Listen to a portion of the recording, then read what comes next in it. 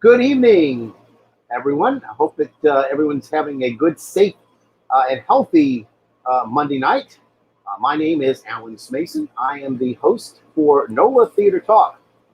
Again, we are part of the NOLA Theatre Folk Facebook group. We broadcast to that as also to the theatercriticism.com Facebook page. And again, we are intended to be here to help support, promote, connect the New Orleans theater community. Tonight, we have a special guest. Our guest will be none other than Michael McKelvey, who is the artistic director at Summer Lyric Theater at Tulane. And without any further ado, I'd like to bring Michael into the screen. Here you go. Michael, welcome to NOLA Theatre Talk. I'd like to make you feel comfortable. And as always, we always welcome everybody with a glass of something or other.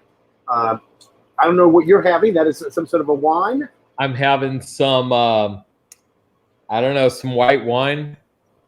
White Seems wine. like the right time for some white wine. No particular Pinot Grigio or Chardonnay or... I think it's a Cabernet, it's a Sauvignon. Cabernet Blanc, maybe? Or Yeah, might be a Sauvignon Blanc. In any event, It's what was left in the refrigerator. well, in keeping with our trying to be a little bit more casual and loose, that's one of the reasons we have this. But also, I'm having a little special drink tonight myself. The idea is that we connect while we're having a little something to drink. Exactly. It makes everybody feel a little bit more comfortable.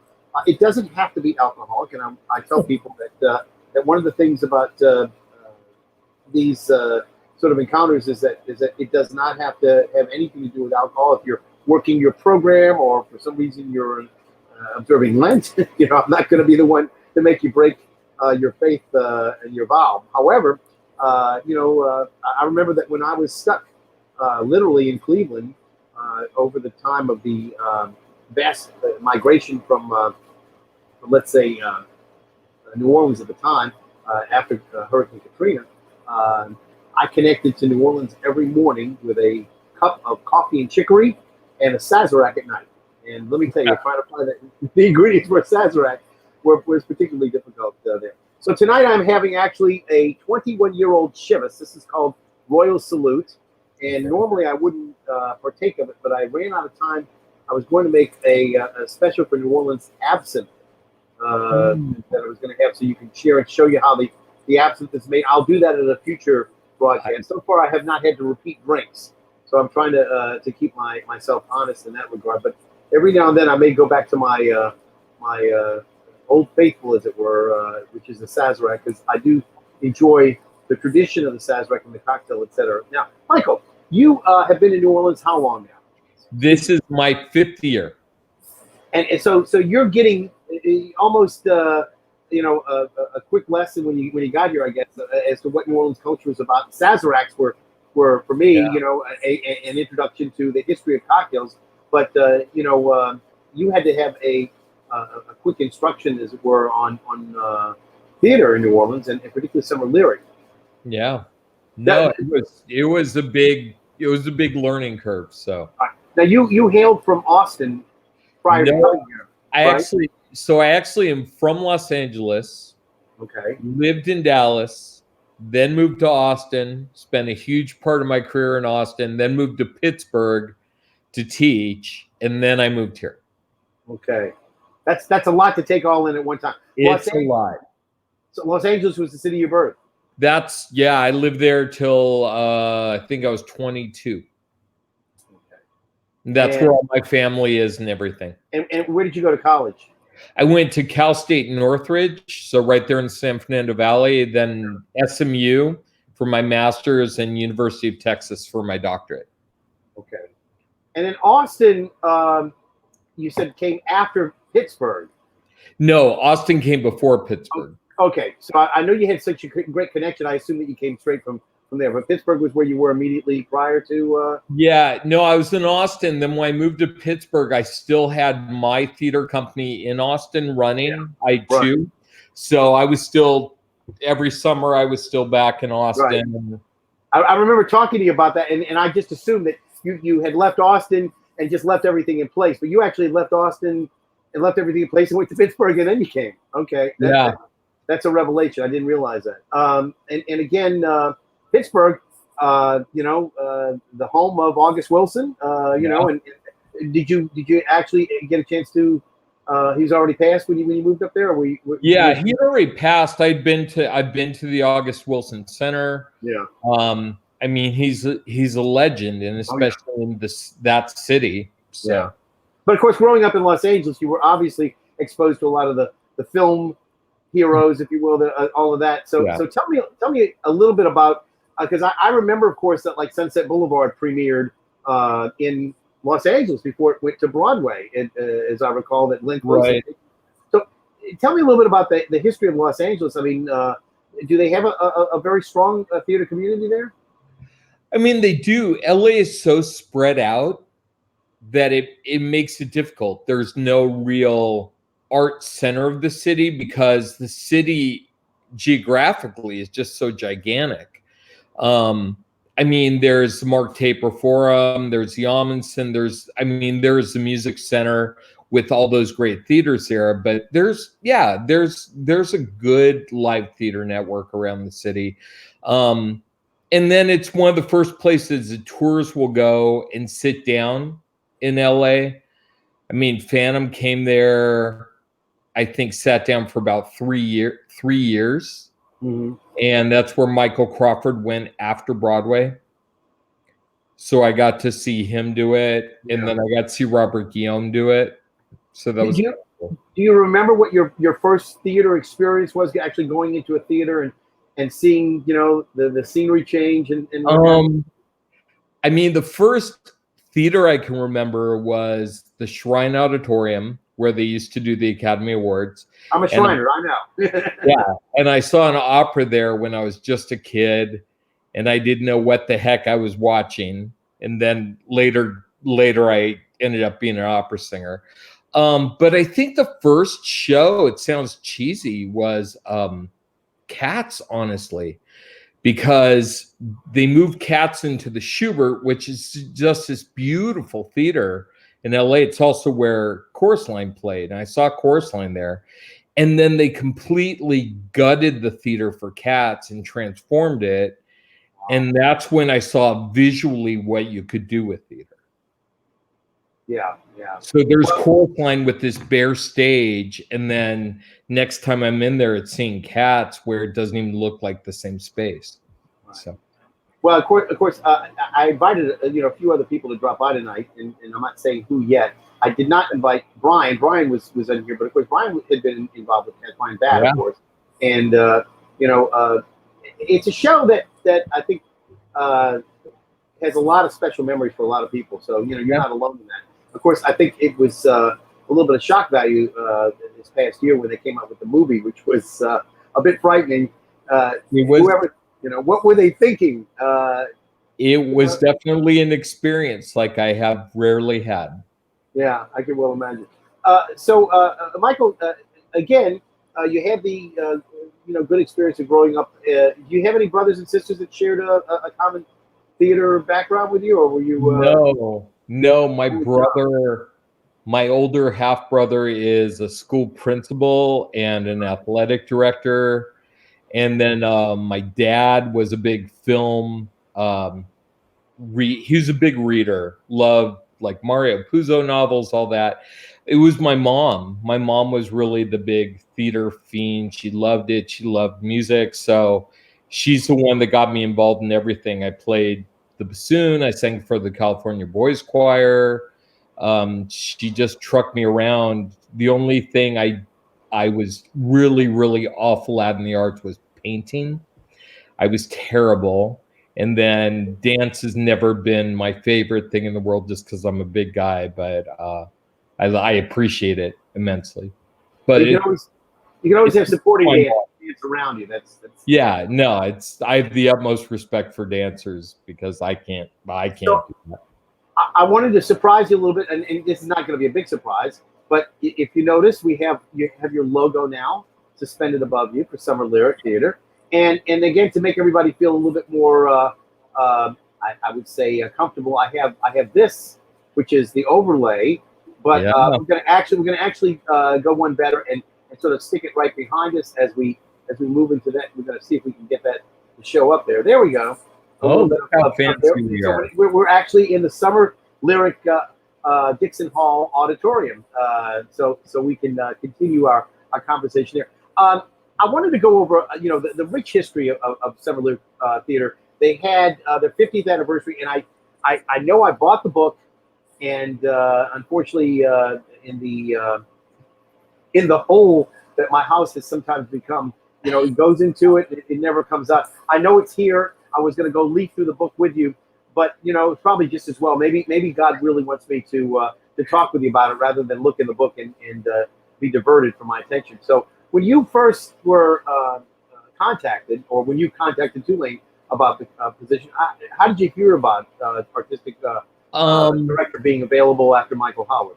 Yeah, there's a search engine, so to speak, or a trade that we all kind of subscribe to let you know about openings around the country.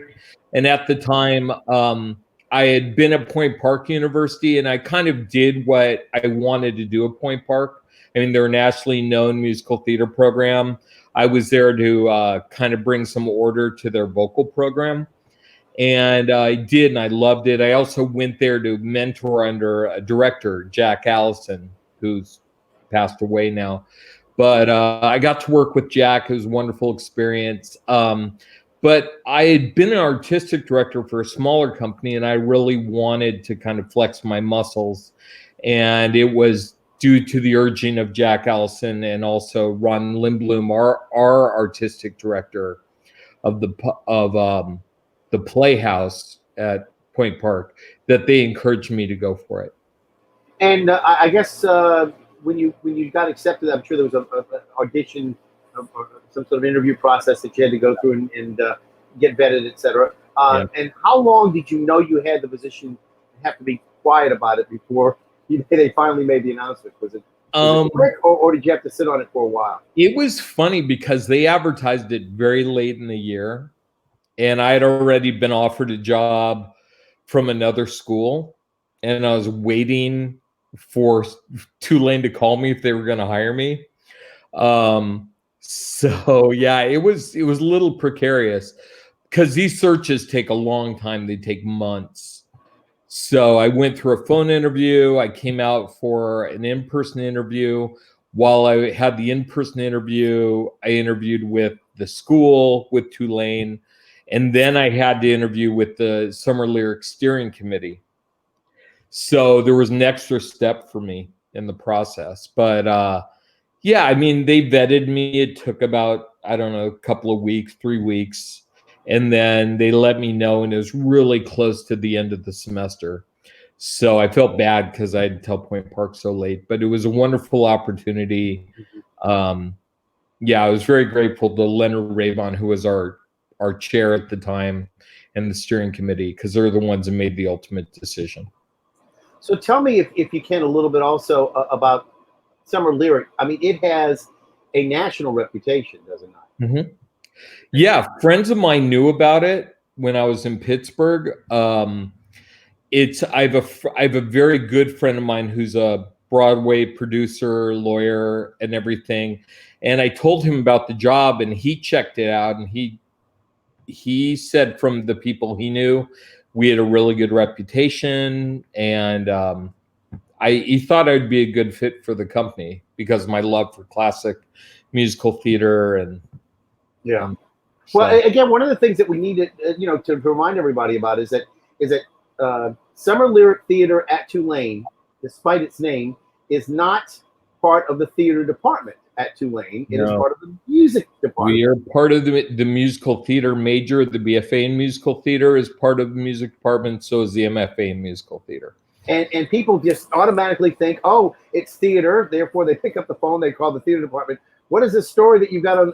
And then they find out, the hard way. Yeah, no, it's a common thing. I mean, that kind of mistake. Most musical theater programs are actually built out of theater and dance departments. Maybe about 15% of them actually are housed in music departments. Mm-hmm. Oklahoma City University, Baldwin Wallace, those are a couple of the schools. So yeah, we have company, but And then the fact that Summer Lyric, because it runs out of the music department, because that's where Frank Monachino worked. Well, that's exactly, yeah, I was about to get, Frank Monachino started it 53 years ago now, is that right? Yeah, this is our 53rd season. Okay, so 53 years ago, Frank Monachino started it up, and then he I guess passed the baton off to Michael Howard. Right. I want to say what early 80s or so. Well, yeah, I think so. I mean, it's very interesting because Frank Monachino taught at Southern Miss. Southern Mississippi brought him out from New York, and he started a summer company at Southern Miss.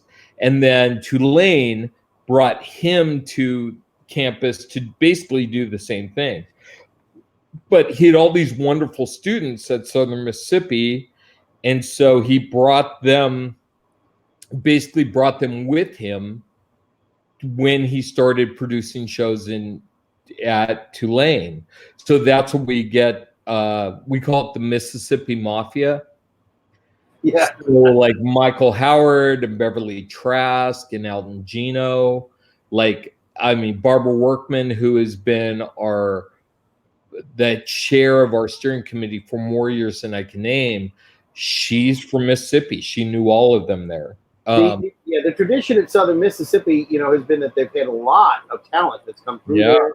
And still today, a lot of the people that you see on stages just are affiliated with Southern Mississippi. So you knew again about the history of Southern Miss and Frank Monachino and Monachino's legacy at Tulane, and of course Michael Howard, and of course I assume that those are pretty big shoes to fill, and of course at one point I know there was a little bit of a controversy where there was a reaction to possibly Michael leaving, and there was a lot of pushback. And you probably heard about that probably later on, and then I guess when you finally were brought in, they must have told you and showed you some of the previous productions, and I don't know, were you just absolutely astounded at what they had done already? Well, I think for me it was, I had just left this school at Point Park that had 3 really nice theaters in it.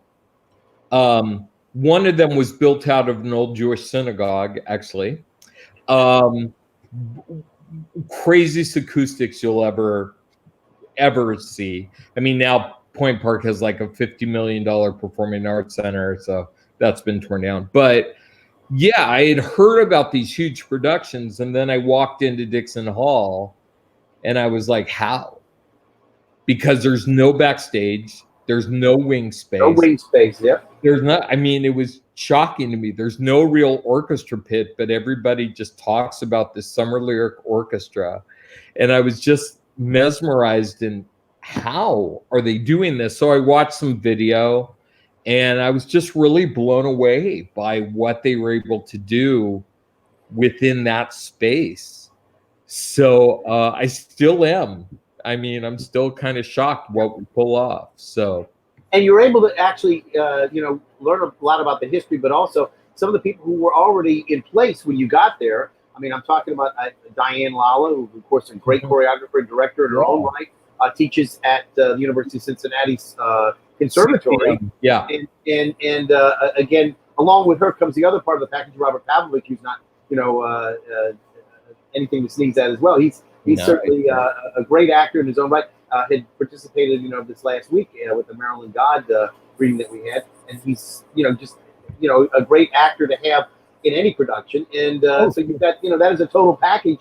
Plus, I know that you probably knew of some of the people who had starred in some of the previous Michael Howard productions too, that were still out there, still ready to perform for you in whatever productions, right? Well, yeah, it was really. It's funny because the thing I laugh about with New Orleans or Summer Lyric in general is everything just happened. Like if you talk to somebody, it just happened. And it might have been 20 years ago, but people are going to tell you, oh yeah, we just did that like 2 years ago. And then I researched the show and I'm like, no, you did that 15 years ago. But that became the thing of, oh, she performed for us. Oh, it was a couple of seasons ago. And I find out that actress had performed for them 10 years before and has since moved to another city. But it was great because we did a sit down when I first got here before our first season. And all the people who had regularly performed for Summer Lyric came in and basically did a getting to know you kind of audition. Uh-huh. I didn't really want to watch video on them. Right. Because, again, they're performing under another director. I wanted to find out what they were really like, things like that. So I'd heard about Liz Argus from everyone. I'd heard about Chris Carey, Leslie Castay, Beverly Trask, all these people. Right. But I wanted to get to know them. Well, you mentioned that's Meredith Owens and Liz, right? Yeah. And that's Gypsy. And yeah. Was that how many years ago was that? Oh my God, I'm going to sound like one of those people. It seemed like it was just yesterday. I think it was 2 seasons ago. 2 seasons ago, okay. I think so, yeah. And starring who?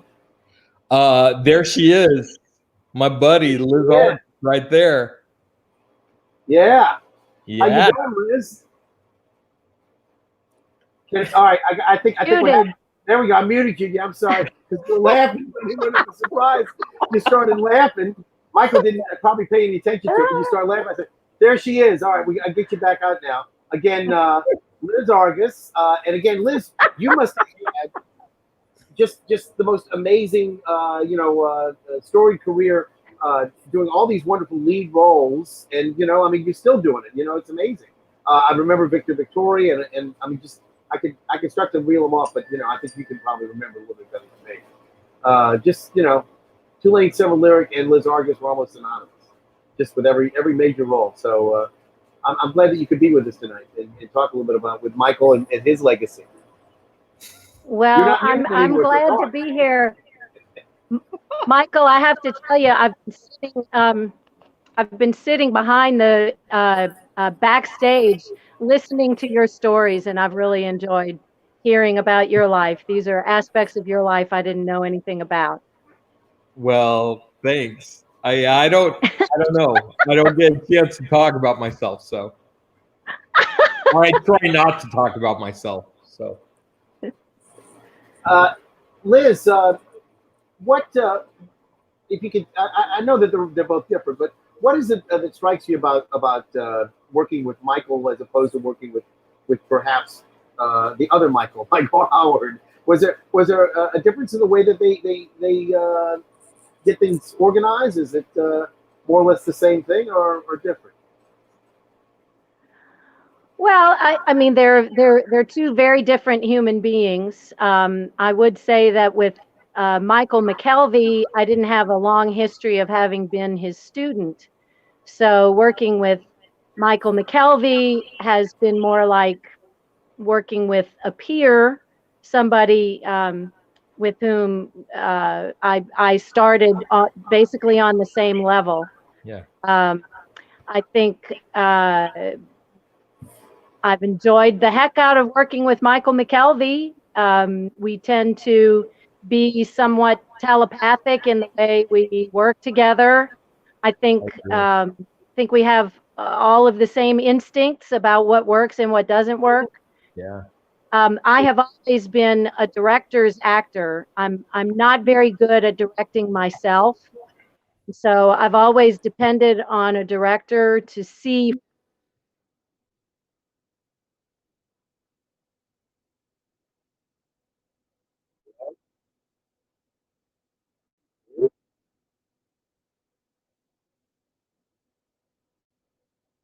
Hello? Hello?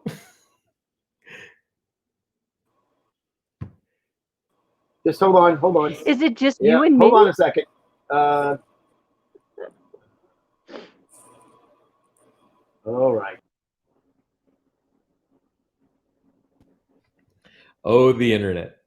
Yes, this has some of the shades of that Sondheim tribute that we saw very early in the quarantine. not yours, McKelvey, but the Broadway. Oh no, I know. Sondheim tribute.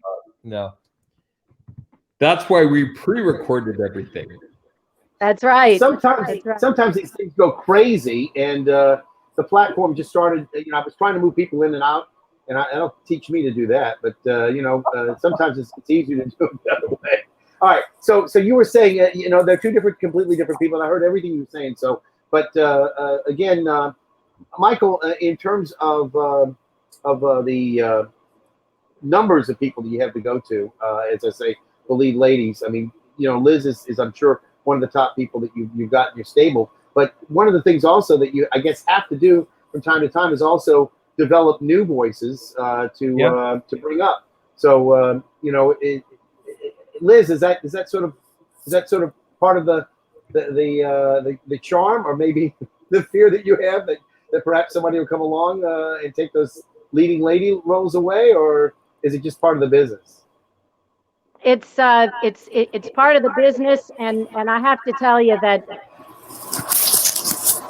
I still pinch myself when I think about all of the opportunities that I've had, all of the roles that I've been given. Sometimes I feel like I've gotten away with, the greatest heist of all time, that I've been able to run off with so many wonderful roles. So I have gratitude, really, more than anything else. And I love working with young actresses.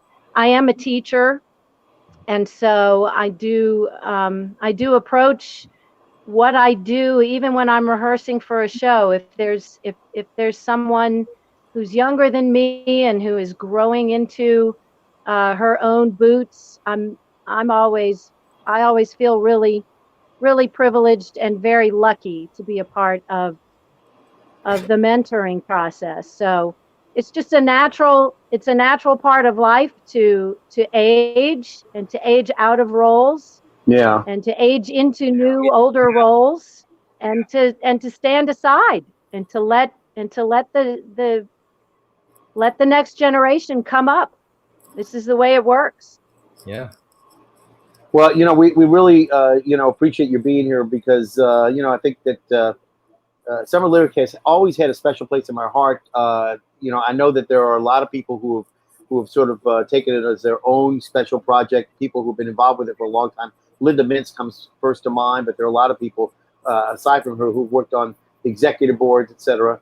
And it's like a family. I think to a certain extent, every summer the family gets together and they put on 3 shows, or maybe even in Michael's case 4, because he didn't step the bar up. It's funny because we're preparing this virtual cabaret right now, and I have testimonials from some Summer Lyric alumni, and family has been the word that every one of them has put into their statement, whether it's Michael Smith or Melissa Marshall, Chris Carey. I mean, and that's what I believe. I want any company I work for to feel like a family, to feel like a group of friends, all out with a common bond of just doing good storytelling. So no, it's just, I look forward to the summer. Leonard Raybon, who's very much part of the Summer Lyric family, he said in his testimonial that, I mean, he's done 40 to 50 productions, whether as a performer or a conductor. And Leonard's a very, he plays it pretty close to the vest. He doesn't always share a lot, but this is a very passionate, very talented man. And just to hear him talk about the company, it got me choked up. I would imagine so. How much that family means to him. I guess you have to understand, and of course I know it was before you came here, but Leonard in particular, we all cheered him on during the time that he was very sick. Yes. And he came back, and at one point we didn't know whether or not he was going to be strong enough to teach, much less come back to Summer Lyric, but he came back with a vengeance. And he did. And I was going through old photos today and just seeing him in all these different roles, and then watching him at the piano again with this cabaret. He's now kind of embraced digital editing, and he has this beautiful piece that he did with his choir, put it out there virtually. It's gorgeous. He did a similar arrangement for this cabaret, and he is the last of the real Renaissance men. Yeah, he's fantastic. If you put something towards Leonard, whether it's sewing or conducting or digital editing, this man will just attack it with a vengeance until he can master it. And I wish I had half of that drive that he does. I'm in awe. So happy to have him. You mentioned a little bit earlier that you'd first seen your first opera back as a child. So are you a devotee of opera? I mean, I don't know if I'm a devotee. It's what I got my degrees in.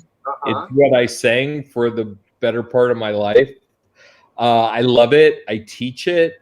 But I would go to competitions as a student in LA, and they would hear my voice and said, "Yeah, we love the voice. It just doesn't seem to be an operatic voice." And then I would go to musical theater auditions, and they would tell me I was too operatic. So I was this guy like sitting in between worlds, and but I grew up with musical theater music and pop music, and it's what I always gravitated to. I have to tell you, I did invite Leslie Castay, who's on the faculty at Tulane, to join us tonight. She was unable to, so I went ahead and got somebody from the world of opera to join with us, if you don't mind. And who would that? Oh my goodness! Look at that gorgeous woman. Sarah Jane McMahon, thank you. You're going to answer that question. Sarah Jane, have you had the good pleasure to work with Liz in any way, or not yet, or maybe one time in the future? Not yet. Just admired her for many, many years, but we've never really gotten to work together, unfortunately. Well, just I stick know, around. that's crazy. Stick around. Michael's here. Maybe he'll come up with something. I don't know. Maybe Yeah. Right now with this pandemic stuff, I'm willing to write something. I'm just ready to go. Yeah. Oh, I see you too. there. Sarah Jane, what was the first production that you recall seeing Summer Lyric? Do you remember? Well, I don't know the first one that I saw. I think I was just in the first one that I saw. And it was Oliver. And I'll never forget it because I think it was either 11 or 12. And Michael Howard cast me as a workhouse boy. And then once the summer came, I had to be a milkmaid. Okay. Nice. We can understand. Things changed a little bit. Yeah. So family oriented for tonight. Yes. Well, I was still a workhouse boy in the first half, and then I changed into being a milkmaid, and I had that one solo line, "Any milk today, mistress, any milk today." So that was a thrill when I was, I don't know if I was 11 or 12. I can't remember. Too long ago. Okay. But I did that as a child. So that would have been my first day. It was just the other day, Michael. Right. It was just like 5 years ago. 5 years ago. Like everything New Orleans. It was just 5 years ago. That's right. 5 years ago. Just 5 years. And again, two great voices here tonight. Again, I want to thank them. Two lovely voices as well. Not just in terms of their pulchritude. You don't get to use that word too often, but also in terms of the quality of their voice. And I think we were in really rarefied air tonight to be able to have them in our company. And I thank you both, ladies. I appreciate you both being with us tonight. And again, thanks to Michael for continuing to make opportunities available for voices and actresses as richly endowed as you ladies are. So thank you. I don't want to take up too much of your time. You all want to stick around a little bit longer, or you have to get going? I know you've got a family, Sarah Jane, and I'm celebrating my mother's 80th birthday tonight, so I'm going to say ta-ta. we're going to watch Downton Abbey. Very good. So I'm going to go watch a movie with my mother. But I love you all very much, and I'm looking forward to seeing you and giving you real life hugs. Yes. That day is going to be a wonderful day. I say to my choir students all the time, just close your eyes and imagine that very first rehearsal when we're all together again. And I roll that C major triad on the piano and we sing our first warm up. It's going to be amazing. It's going to be beautiful. So Listen. I'm holding to that. All right. We'll hold you to it, and we'll hopefully see you soon. Maybe be back for one of these gatherings that we'll have sometime in the future, okay? Thank you. Love that. It was fun. Thanks love so you much. all. Bye-bye. Bye-bye. The great Liz Argus about to sign off. Appreciate her being and Sarah Jane. When he mentioned opera, I said, I didn't realize your connection to opera was as large because I go back not only with Sarah Jane as an opera singer, but my connection to my family's record store was that we had not only one of the best musical theater collections in the country, but we also sold opera and classical music almost exclusively. And so everybody needed to get their music theater records. They used to come to Smith's Records. But aside from that, if they wanted to, pick up a copy of La Sonnambula or any of the repertoire for the operas that were out there, they had to come to Smith's because we had not just one copy of something. We usually had 3 or 4 different Toscas, and we knew why the Maria Callas was better than the one over here with Dame Joan Sutherland or whatever. Of course, people will fight me over that, I'm sure. But interestingly enough, opera has been the first major, I would say, association for New Orleans. I mean, it goes back to the late 18th century, 1796 or something. Oh, yeah. I know they call New Orleans the first city of opera, and whether or not there was the first opera performed in the Americas was here or not, I'm not quite sure the exact dates that are correct, because I think some others may suggest that they were the first. But we've done a pretty good job of keeping opera alive and well. And although Summer Lyric is really musical theater, they occasionally will throw in a little operetta. I mean, you had the Pirates of Penzance not long ago. That's how the company was founded. Yeah.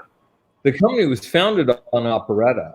Yeah. And then Frank would throw a musical in now and then. So when I sang show with them, which was kind of on the cusp, back in 2006, and that was a dream to sing Magnolia. Right. Oh, yeah. Oh no. Yeah. I think it's the first 10 seasons of the company. There would be 2 operettas and 1 musical most seasons. Oh wow. Yeah. And I was a student at Tulane at that time when it maybe started in what was it? I want to say 68 maybe. Yeah, right? I mean, so I was a student there right after it started up.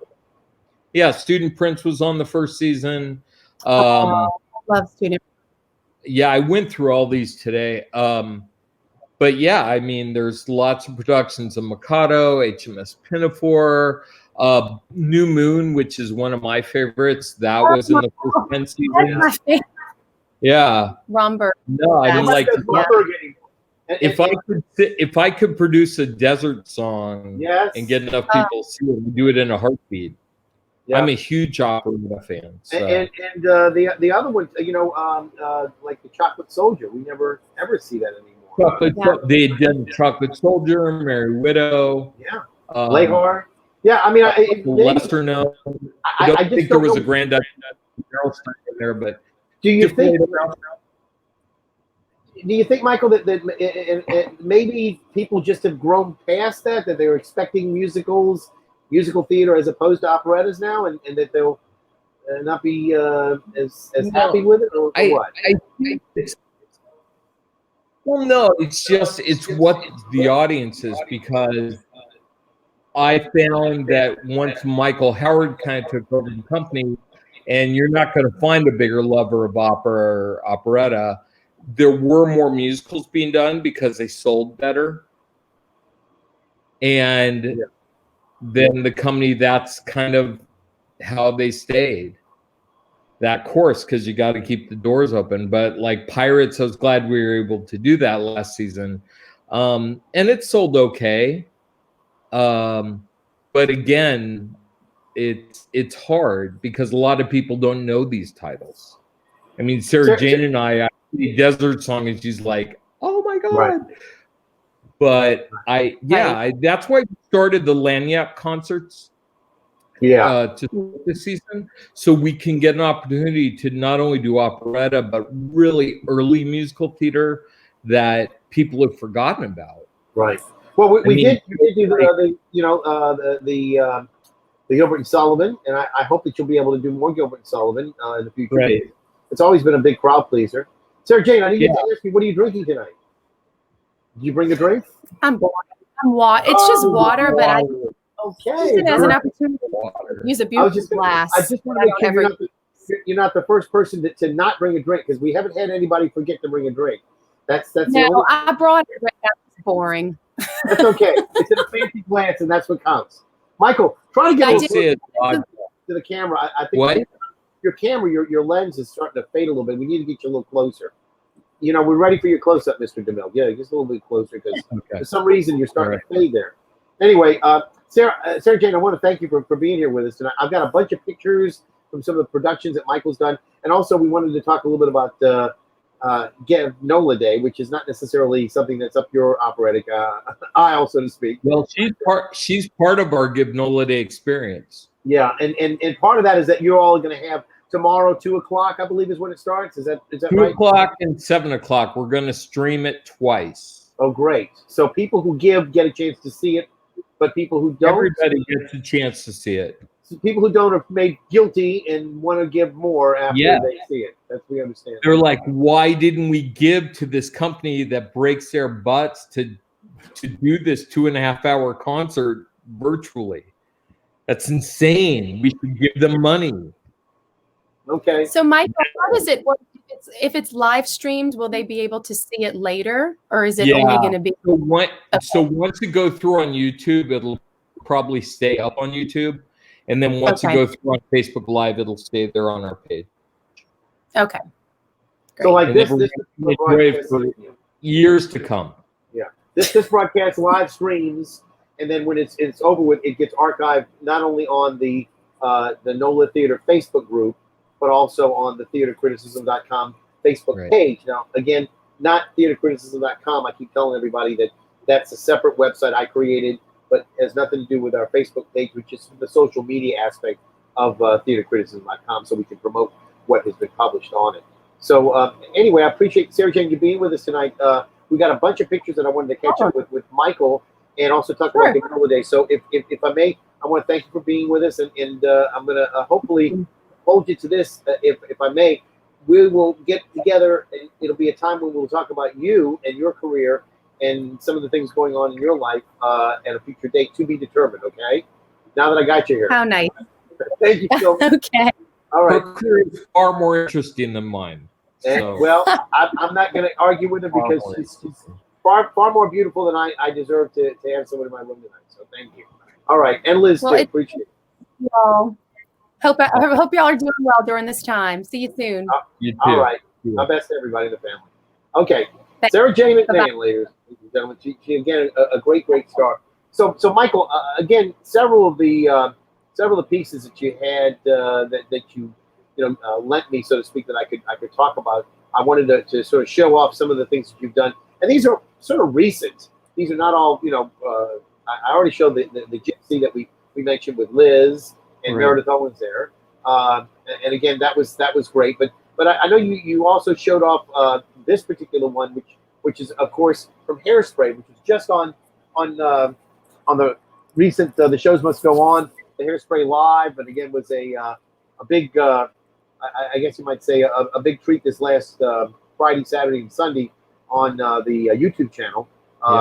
The former NBC Live broadcast. But Hairspray was such a wonderful show. It came to New Orleans very early. I believe Sean Patterson played the first Edna Turnblad at Le Petit. And I think later on, if I'm not mistaken, Spud McConnell played with JPAS. So this might have been, is this the third iteration of Hairspray here? It might be the third or fourth. Yeah.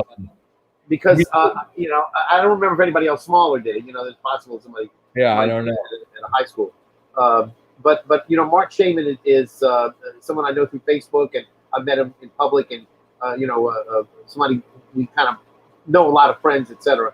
And I mean, this was a fabulous show. I mean, the picture we've got here shows you know, a little bit of I guess that's the record shop where they are, Maybell Motormouth's place, but and I guess it would be Seaweed there, but yeah, that's Palenko Jones Jr.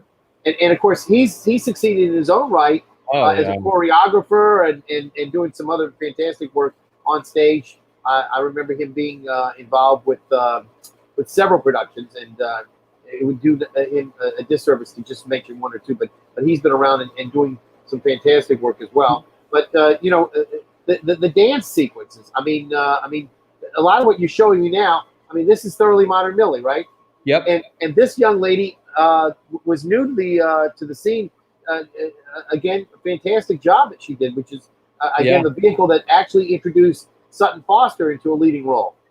So that's Brianna Latrache, and she actually had just graduated from Cincinnati Conservatory, and Diane Lala introduced me to her, and I just fell in love.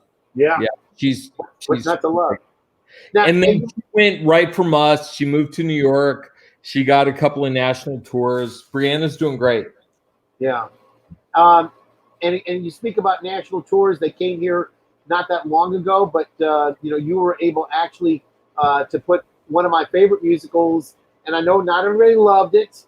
The choreography was absolutely over the top. One of the most incredible things I ever saw, and I actually got to see it with the original Jack coming back to play in the role of Jeremy Jordan. But this was Newsies, and look at look at that. I mean, that's just tremendous dance work that they're doing there, dancing and singing at the same time. Amazing. Now, this is one of the ones that you wanted to bring out really quick. I mean, I remember you saying, I want to bring Newsies to New Orleans, you know? Yeah, we got the first, a friend of mine in New York helped us get the rights. We were the first company in the region to do it. So that's really important to us. If it's large musical theater, and if it's things that I think fit well with our company, I want to go after them. So it was out with Matilda too.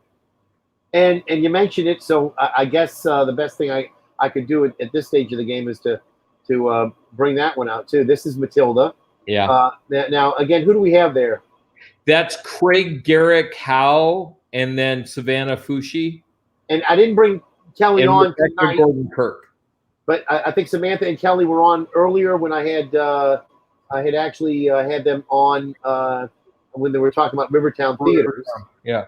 Yeah, and of course, you know, we'll talk a little bit about Rivertown in aspects of Give NOLA Day tomorrow. But I want to get to Summer Lyric first and deal with that. And I believe this is also, if I'm not mistaken, from your production with Matilda as well, right? Yeah, that's Matt Reed and Stephanie Toops. Now Matt plays the role of the Hammer, right? It's Miss Crunchbull. Miss Crunchbull is always traditionally played by a male, though, right? Yeah. Just like Edna Turnblad is always played by a male. Was that a difficult role for you to find the right Crunchbull or what? It was interesting because we read a lot of actors for it. I had an actor who was a former student of mine in New York who he kind of specializes in those roles. He was the first Miss Andrews and Mary Poppins to be cast, a man cast as that role. He plays Mary Sunshine and things like that. But I needed an actor who was physically fit, I needed a big guy. And Matt came in and just blew us away. So Yeah, he's an It was amazing a role I thought I had to go out of town for, and I found a local actor for it. So it was awesome. And it's fantastic. And again, one of the shows that I saw last year that they just thrilled me to no end was this little one here. That's Sean Patterson, and you've got Bryce Slocum and Meredith Owens. And of course, we saw Meredith earlier in Gypsy. She's come into her own too, hasn't she? She really is. She's such a good actress. She went to school in Texas, even though she's from Louisiana. She's a graduate of Baylor University, because we talk about that a lot. But she auditioned for me my first season. She had a conflict. I was going to put her in Big River. She had a conflict, but she's just a very special performer. Yeah. And of course, Sean, I mean, I don't know if there's anything that Sean can't do. He directs. I don't know. You know, amazing. And of course, he had one of the comic relief roles. But again, I have to go to this is my big throwback. This production with Rich Arnold as the role of Georg and Dodie Piper as Amalia in She Loves Me. This blew me out of the water. I mean, I don't know that the casting could have been any more perfect. I don't know. I mean, it was such a delight. Everyone talks about your bucket list. What's on your bucket list? She Loves Me was always on my bucket list. And I talked to Michael Howard about it, because Summer Lyric had never done the show. Never done it, which amazed me. I mean, I asked him why. He was afraid they wouldn't sell enough tickets, because it is. We all love this show, but it's not a big, huge name show. It has a small cast, but it's just so precious. And our audiences really loved it across the board. It was just a hurricane that never came. Kind of hurt us. But you did, much to your credit, you did ask the actors to stay on, and they actually performed for the extra days that were involved, I believe. Yeah, they did. I mean, and the audiences came and they adjusted seating, and in my 4 seasons of directing so far, it just holds a very special place in my heart. Yeah. Well, and again, hats off for everybody who's involved in that. I get a kick out of it, though. I said Rich Arnold, had gone from playing Georg, which She Loves Me, to playing Georg von Trapp with Sarah J. McMahon. He only played roles with the name Georg in it, so I guess that year was a good one for him. So we're almost running out of time, not quite, but again, I wanted to thank you for being here. I did not get a chance to tell everybody about upcoming shows, but before we get to the Give NOLA Day thing that I wanted to mention a little bit, I did want to talk to you about a couple of things, and unfortunately, somebody just bugged into me and had it go in and go out real quick. But anyway, the fact is that you've been doing a fantastic job, and you should be congratulated on everything you do. We hope that you'll have a lot more to go on, and that this is not some sort of temporary stop for you. You've been doing some excellent work with your students, and I should tell people that last year I got a chance to see an absolutely astounding production that you did. A very small, only one weekend. I got to catch this fantastic student production that you did of Spring Awakening.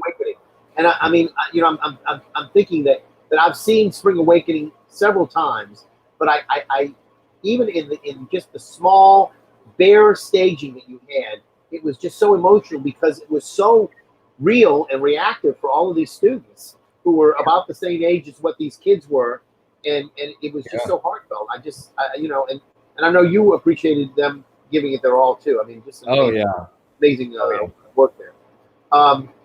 In the terms of shows, I know you and I both sat down when you first came to New Orleans and said, Alan, what show would you like to have? And I've told you time and time again. You want to see Mac and Mabel. Mac and Mabel. And now that Jerry Herman has left this earthly plane, you would do him and me a great service. You would consider it. I know it's a show that has a bad reputation, but it's probably because of the book, and I understand that. But it's got a lot going for it. Some great dance sequences, and if you get the right Mac and the right Mabel and the right supporting cast, and Summer Lyric does have the supporting cast. What can I say? So tell me a little bit about Give NOLA Day tomorrow. What are you all doing tomorrow? So since we've all been under isolation or socially distanced, or no one's allowed to do anything live in Orleans Parish, we've done a Give NOLA Day cabaret ever since Give NOLA Day started. Right. And we were hell-bent to do that again, but how do you do it? And there was a lot of concern about having live performers on the Dixon Hall stage and things like that. So we asked performers, we reached out and said, who would like to contribute a video or something like this? We had over 50 alumni get back to us, the cast of Matilda, my students at Tulane. So we have over 90 performers who are performing on tomorrow's event. There's a lot of videotaping, a lot of playing with technology. Some of it's gone beautifully. Some of it is a little rough, but it's a really beautiful. I mean, I watched it today and I was like, God, there's just some gorgeous, gorgeous moments, some really creative takes on things. Ashley Lemler and her husband Michael prepared this beautiful arrangement of a song by Sting. Leonard Raybon did this great arrangement of My Buddy with 6 of Summer Lyrics, wonderful ladies. We have some of the Victory Bells doing some things. I mean, it's just really incredible. And Karis Goulage and her brother Kevin give us just this gorgeous rendition of Make Them Hear You that'll make you cry. Wow. I mean, it's just sensational. Palenko Jones actually put together an 8-member dance ensemble, singing ensemble, and they basically do a short movie for us. Okay. So tell me again, if somebody wants to donate to Give NOLA Day tomorrow, what do they do? They just go to the Give NOLA Day site? They go to givenola.org and then just look at the organization you want to give money to. Right. Now, whether it's Summer Lyric or Le Petite or whatever, we're all going to reel off a few of these in just a little bit, but then the ability to see the screen that you've got that starts at 2:00 and then again at 7:00, so it repeats 90 different stars. And can you tell me where do they go to for that? YouTube? So they should go to our webpage, the Summer Lyric webpage, and it will have all the details on the webpage, the links to click on, everything, and or go to our Facebook page, and we have it there. We have Facebook events. And if they miss one of the streams, it's going to be up on YouTube. It's going to be up on Facebook Live. But the event's called Summer Lyric Theater, virtually on the air. Okay. And let me just reel off a couple of other of the organizations for Give NOLA Day. We mentioned Rivertown. They are also on there. They're doing some sort of live streaming thing that they're doing as well. Le Petite Theater, Southern Rep, Tennessee Williams New Orleans Literary Festival, the Shakespeare Festival at Tulane, Jefferson Performing Arts Society, the Tennessee Williams Theater Company, Goat in the Road Productions, the NOLA Project, Art Spot Productions, the Marigny Opera House, Radical Buffoons, Junebug Productions, and of course, as we mentioned earlier, Summer Lyric at Tulane. Now, in St. Bernard, there's the Company, which is a community theater, and then just because I don't want to leave anybody out, there's three groups that are on the North Shore that are also in St. Tammany, also participating. And I should also mention the fact that they're also on there, and that is 30 by 90, Slidell Little Theater, and North Lake Performing Arts Society. Go to Give NOLA Day. Just look it up online, and you'll see everything that you need to see in terms of how to give, etc. Michael McKelvey, it's been an absolute pleasure to have you tonight on NOLA Theatre Talk. Again, those of you who are following us, you know that you'll see this stream on the NOLA Theatre Talk Facebook group, as well as the theatercriticism.com Facebook page. And I want to thank you for being our guest tonight. I want to let everybody know that this Friday coming up, we're going to have Michael Mitchell, who is one of the leaders of the New Orleans Theater Association, and Michael Newcomer, who is a newcomer, as you were, to New Orleans. He actually has been here only about 5 years or so, who's a member of Actors Equity and an elected member. He's going to talk about Actors Equity. And then I've got some wonderful, exciting news that we just got the go-ahead. On June the 22nd, we're going to have a live stream reading of Brick by John Broder. And, of course, on the 29th, we already announced Rising Water by John Bigonnet. Again, Michael McKelvey, thank you for being with us tonight. And, again, for NOLA Theatre Talk, this is Alan Smason. Thank you for being with us. And have a very good night, and I'll see you at the theater.